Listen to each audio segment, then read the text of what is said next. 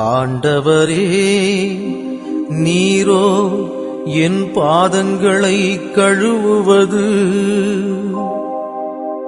அதற்கு இயேசு, நான் உன் பாதங்களை கழுவாவிடில் உனக்கு என்னோடு பங்கில்லை என்றார். சீமோன் ராயப்பரிடம் அவர் வரவே,